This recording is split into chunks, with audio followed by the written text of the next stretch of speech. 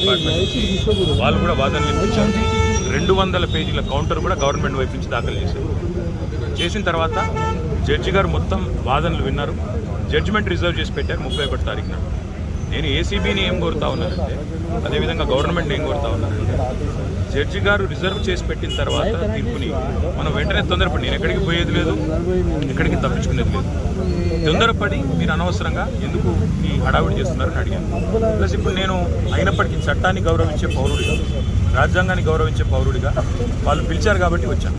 వచ్చి నాకు ఒక లెటర్ ఇచ్చారు, ఇన్ఫర్మేషన్ కావాలి, డాక్యుమెంట్స్ కావాలి. ఏం ఇన్ఫర్మేషన్ కావాలి, ఏం డాక్యుమెంట్స్ కావాలో మాకు తెలియదు, అందుకే అడిగాము. అడిగితే ఇప్పుడేమో వాళ్ళు లేటెస్ట్గా ఏం చెప్తున్నారంటే, మీరు ఒక్కరే రావాలి, లాయర్స్ రాకూడదు. ఆల్రెడీ తీర్పే అక్కడ పెండింగ్ ఉన్నది కాబట్టి మా లాయర్స్తో వస్తే మీకేం ఇబ్బంది అని అడిగితే సమాచారం ఇవ్వడం లేదు. దాంతోపాటు ఇంకా ఏమంటున్నారంటే, మీరు ఒక్కరే రావాలి. నాకు ఒక్కరే రావడానికి ఇబ్బంది లేదు, కానీ ఒక పౌరుడిగా నా ప్రాథమిక హక్కులకు కూడా భంగం వాటిల్లకుండా చూసుకోవాల్సిన బాధ్యత నా మీద ఉంటుంది. అందుకే పోలీస్ అధికారులను అడిగాను, ఎక్కడన్నా లిఖితపూర్వకంగా ఉందా నా లాయర్ రాకూడదని, దయచేసి ఉంటే ఇవ్వండి అన్నాను. సో వారు సంప్రదిస్తున్నారు. నేను ఇక్కడ కేవలం ఇవాళ ఏసీబీ ఆఫీస్కి వచ్చి మీకు ఏం ఇన్ఫర్మేషన్ కావాలి, ఇప్పుడు నన్ను వాళ్ళు అడుగుతున్న ఇన్ఫర్మేషన్ మొత్తం గవర్నమెంట్ దగ్గరే ఉంది. నేను తీసుకున్న నిర్ణయం ఏదన్నా ఉంటే అది మినిస్టర్గా తీసుకున్నాను, గవర్నమెంట్గా తీసుకున్నాను. అట్లాంటప్పుడు నా దగ్గర ఉన్నదని సమాచారం వారు ఏదైతే అపోహపడుతున్నారో అదంతా మీ దగ్గరనే ఉంది. ఈ వాదన అంతా కూడా నేను ఆల్రెడీ కోర్టులో చెప్పాను. కోర్టు ఆల్రెడీ తీర్పు రిజర్వ్ చేసి పెట్టింది. హైకోర్టు మీద ఉన్న గౌరవంతో, చట్టాల మీద ఉన్న గౌరవంతో, రాజ్యాంగం మీద ఉన్న గౌరవంతో నేను ఇక్కడికి వచ్చానని చెప్పాను. వారు మరి ఏ కారణం చేతనో నా లాయర్ నాతో రాకూడదు అంటున్నారు. మరి ఒక పౌరుడిగా నాకు నా లాయర్ను వెంటబెట్టుకుని విచారణలో భాగస్వామ్యం చేసే అధికారం నాకు ఉందని నేను అనుకుంటున్నాను. లేదు అని వారు అంటున్నారు. భారత రాజ్యాంగం నడుస్తుందని నేను అనుకుంటున్నా. కాదు రేవంత్ రెడ్డి రాజ్యాంగం మాత్రమే ఇక్కడ నడుస్తుంది తెలంగాణలో వాళ్ళు అంటున్నారు. చూడాలి మరి వాళ్ళు ఏం చెప్తారో దాన్ని. మీరు ముందుగా ఇన్ఫార్మ్ చేశారా అడ్వకేట్స్ వస్తున్నట్టు? బ్రదర్, వాళ్ళు హైకోర్టు తీర్పు రిజర్వ్ చేసిన తర్వాత నిజాన్ని నన్ను పిలవాల్సిన అవసరమే లేదు. హైకోర్టులో చాలా గంటల వాదనలు వాళ్ళు వినిపించారు ఏసీబీ తరఫున. ఇవాళ కొత్తగా మళ్ళీ ఇప్పుడు శోధించేది సాధించేది లేదు. చెప్పాల్సింది కూడా చెప్పకుండా ఇక్కడేదో హడావుడి చేసి నిన్న రైతు భరోసా ఎగ్గొట్టారు కాబట్టి రైతు భరోసా నుంచి తప్పించుకోవడానికి 2 రోజులు మీడియాలో ఈ డ్రామా నడపాలని రేవంత్ రెడ్డి గారు అనుకుంటున్నారు. దీనికి మేము బాధపడం. రేవంత్ రెడ్డి గారు ఏమనుకున్నా 15,000 ఇస్తానని చెప్పి 12,000 ఇచ్చిన విషయము ప్రజలకు గుర్తుంది. మీరు ఎన్ని డ్రామాలు చేసినా మాకు ఇంకో సమాచారం కూడా ఉంది.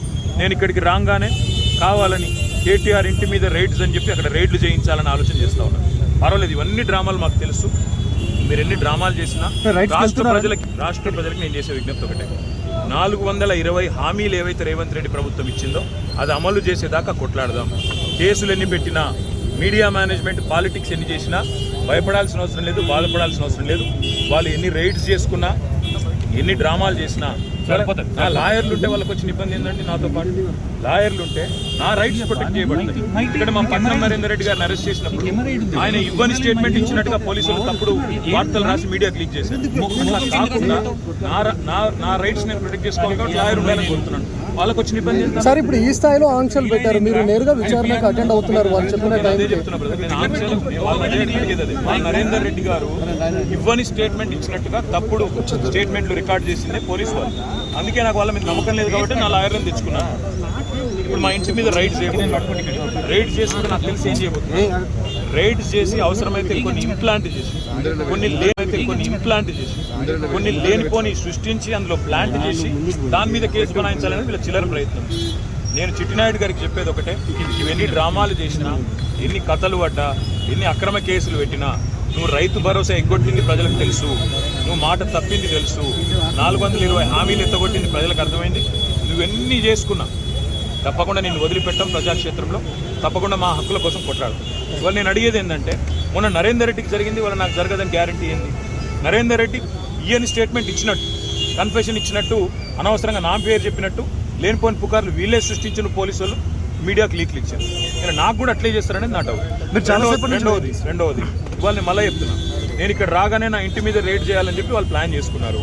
తప్పకుండా నా ఇంటి మీద రైడ్ చేస్తే కూడా అన్లయమని ఇరికిచ్చి రేవంత్ రెడ్డి గారు ఇచ్చిన 2 చిట్టీలు, అవసరమైతే ఇంకో 2 ఏమైనా సృష్టించి అని ఇరికిచ్చి కావాలని బదనాం చేయాలన్న చిల్లర ప్రయత్నం చేస్తున్నారు. నా హక్కుల కోసం తప్పకుండా నేను కొట్లాడతాను. న్యాయవాదుల సమక్షంలో ఎంక్వైరీ చేయాలని కోరుతున్నాను. తప్పే ఉంది. చాలాసేపటి నుంచి వెయిట్ చేస్తున్నారు, ఇంకెంతసేపు వెయిట్ చేస్తారు? ఏమని చెప్తున్నారు? 5 నిమిషాలు చూసిన తర్వాత మరి పోలీసులు సహకరించకపోతే నా దారి నేను. అంటే ఇప్పటివరకు అయితే ఏం చెప్పట్లేదు పోలీసు వాళ్ళు. మరి లిఖితపూర్వకంగా ఏం చేయట్లేదు, కానీ వాళ్ళు ఫోన్లు వాళ్ళు ఏదో మాట్లాడుతున్నారు పైకి.